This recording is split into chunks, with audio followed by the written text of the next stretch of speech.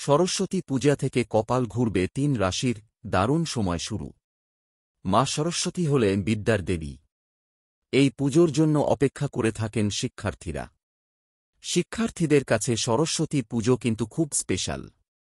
এই দিন সকল পড়ুয়ারাই কিন্তু উপোস করে মা সরস্বতীর অঞ্জলি দিয়ে থাকেন। চলতি বছর ফেব্রুয়ারি মাসের ৩ তারিখ সরস্বতী পুজো পড়েছে। বাংলা মাস অনুযায়ী ২ মাঘ।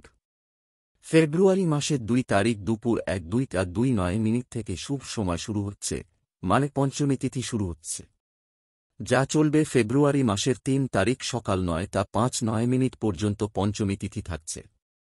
এই শুভক্ষণেই কিন্তু সকলে বাগদেবীর পুজো করবেন। এই বিশেষ দিনে মা সরস্বতীর কৃপা পাবেন কারা? কাদেরই আর্থিক দিকে খুব লাভ করতে পারবেন? ভাগ্যের দ্বার খুলবে কাদের, জানুন।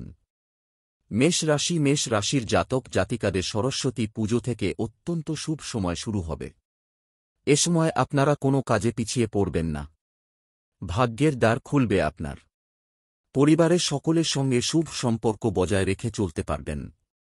এই সময় আপনি যদি চাকরির পরীক্ষা দেন, মা সরস্বতীর কৃপায় সেখানে সফলতা অর্জন করতে পারবেন। নতুন সম্পত্তি কেনার সম্ভাবনা রয়েছে আপনার। পরিবারের সকলের সঙ্গেই ভালো থাকতে পারবেন। মাথা ঠান্ডা রেখে সব কাজ করবেন। দাম্পত্য জীবনে আপনি সুখী হবেন। এ সময় যদি অংশীদারিত্ব ব্যবসায় বিনিয়োগ করেন, সেখানেও লাভের মুখ দেখবেন।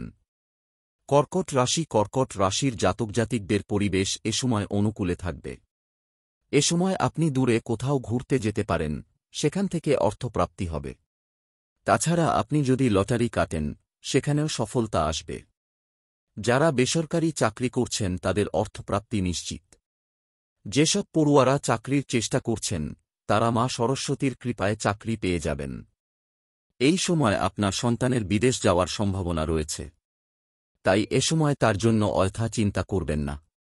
পরিবারের সকলের সঙ্গে ভালো থাকায় আপনার মানসিক চাপও আগের থেকে অনেক কমবে।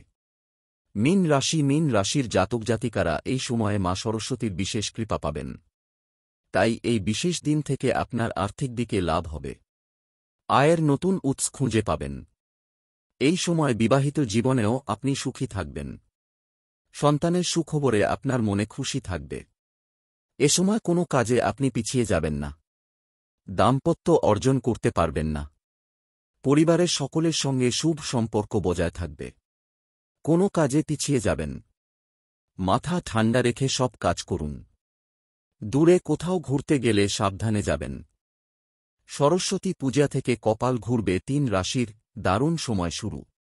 মা সরস্বতী হলেন বিদ্যার দেবী। এই পুজোর জন্য অপেক্ষা করে থাকেন শিক্ষার্থীরা। শিক্ষার্থীদের কাছে সরস্বতী পুজো কিন্তু খুব স্পেশাল। এই দিন সকল পড়ুয়ারাই কিন্তু উপোস করে মা সরস্বতীর অঞ্জলি দিয়ে থাকেন। চলতি বছর ফেব্রুয়ারি মাসের ৩ তারিখ সরস্বতী পুজো পড়েছে।